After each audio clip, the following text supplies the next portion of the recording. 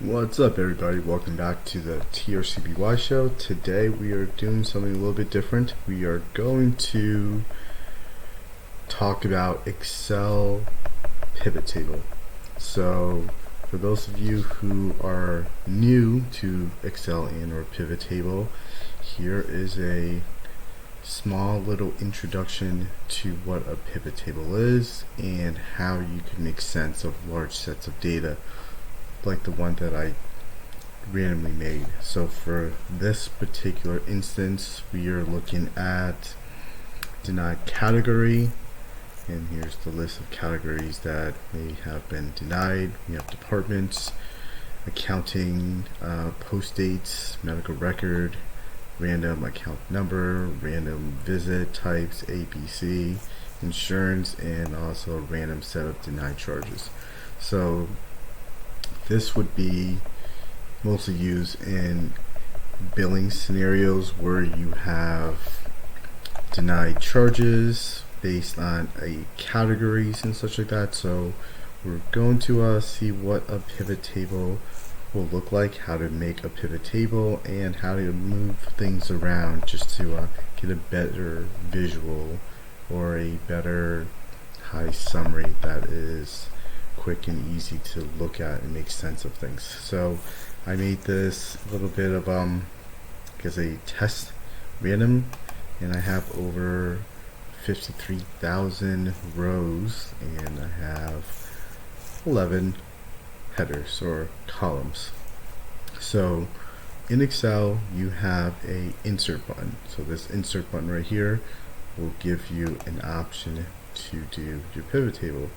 Now a pivot table, if you click anywhere within a set of data, a set of data that is joining other sets of data, it will, as you will see, highlight all of the data. So you can see it's from A1 right here to K53631, which was the last cell in the coordinates of our data. So another thing for new people to know about pivot table is it won't bridge over empty cells or columns that does not have any data sets connecting the two bits.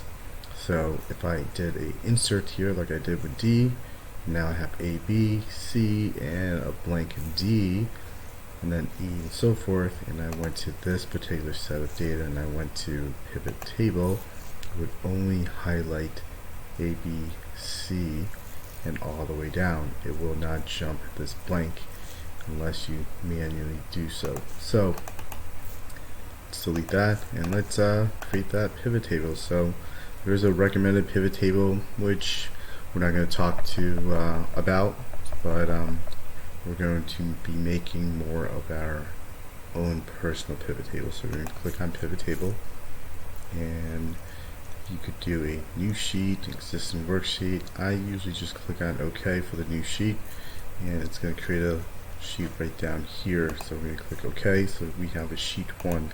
I typically, when I'm working with Excel and pivot tables, I like to name my sheet. So this will just be my pivot. So that was my first bit.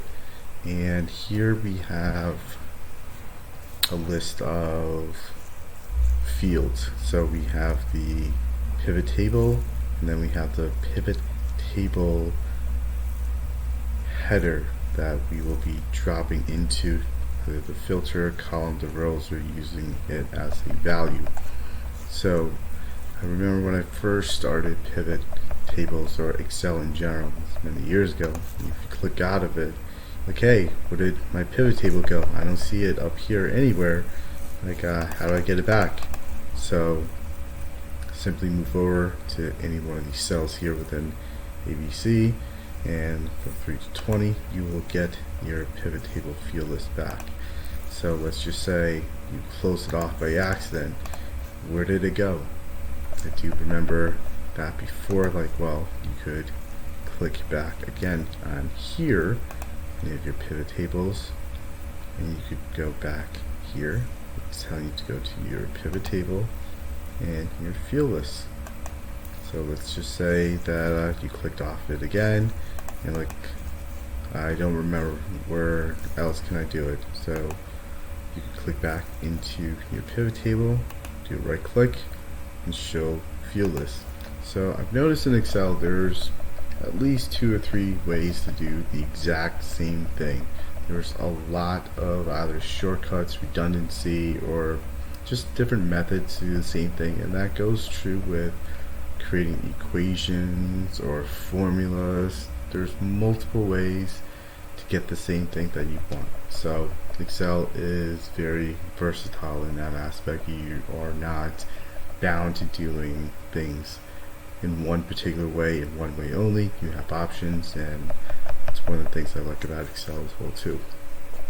So we will be doing our analysis. Let's just do a high-level summary on our denied charges. What is our total denied charges? So I want to know that by dropping, or I'll find that out by dropping my denied charges under my value setting. So my values will give me a general number, and I kind of want to work with currency in dollars. So I am going to get my, let's do that again. I'm going to right here, left click, go to my value field setting.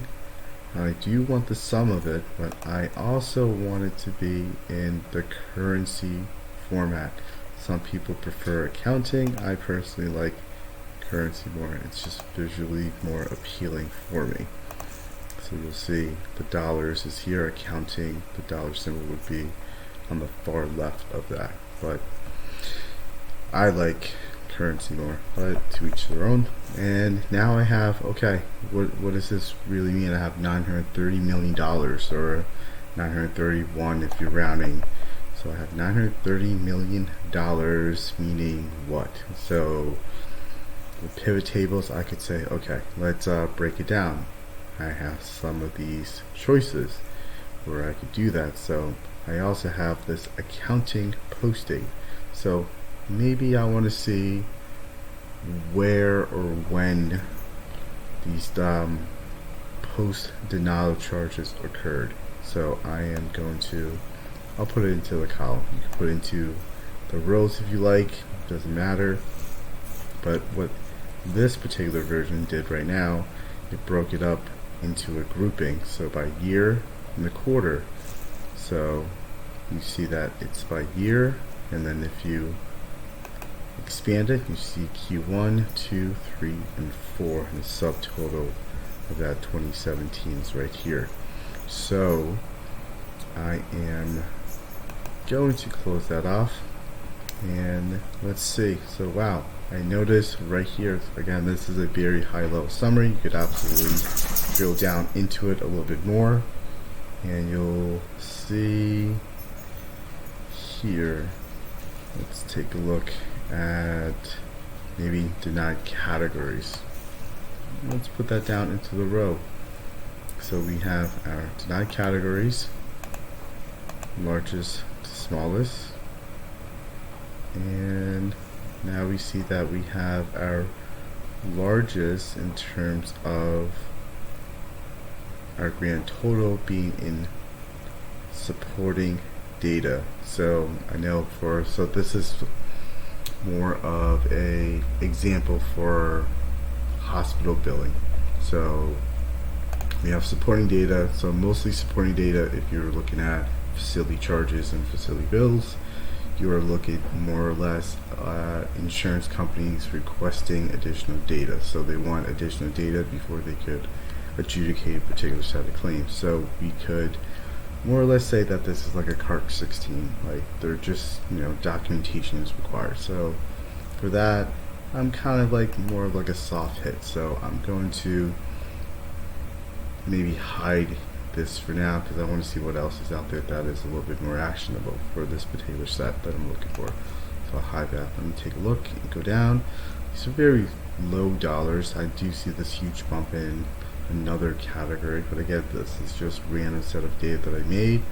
$7 million bump in coding denials. So coding denials could be either inappropriate coding for bilaterals or whatever it may be, like where you could use modifier 50 versus RTLT and such like that. So we are looking at just coding random denials or mod 25s for pro with procedures, but going up, that is something that we could work on, but it's not really the big boys in terms of the hundreds of millions of dollars in terms of denials. So as we move up, I also see medical necessity denials, eligibility denials, miscellaneous denials, non-covered denials.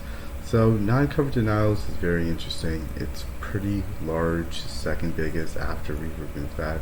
But also non-covered service denials, rather non-covered service denials, are usually things that are prohibited from a particular plan that a member or a patient may have with that particular plan. So sometimes it could also be part of a medical policy of a particular payer or insurance company that says these are just non-covered services that you're providing, so it's non-covered, we're going to deny for non-covered, and there's no member liability or patient responsibility for that.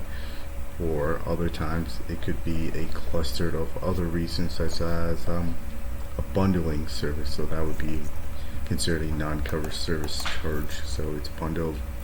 So let's hide that right now.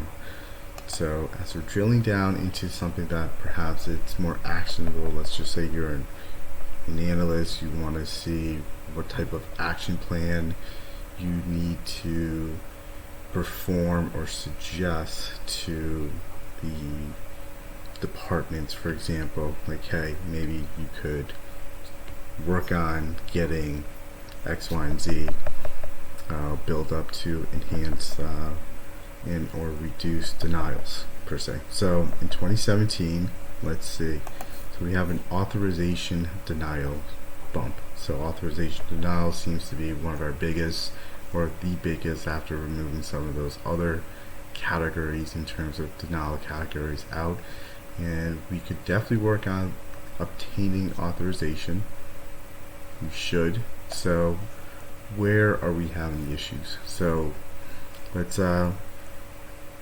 use this visit type that we have here from our data. So this pivot, see how it makes sense out of those 50 some odd thousand rows that we have. Like, this is much more productive instead of looking at this. Looking at just the line level detail of every single one is not going to give you that level or that step back, that higher level view of what you should be looking at like this. So pivot tables, again, it's very useful for quick high level summary, or it's very useful for just focusing on areas that you need to work on, such as this. So you could definitely drill in to where, what department, even physicians or particular sets of codes and such like that that you are not obtaining the authorization for example, and then you can work on that, bring it up to a particular department, create an action plan and so forth. But that is generally the use of a pivot table. It's fairly quick, it's easy, and it doesn't really require much. It's just, you could play around with it.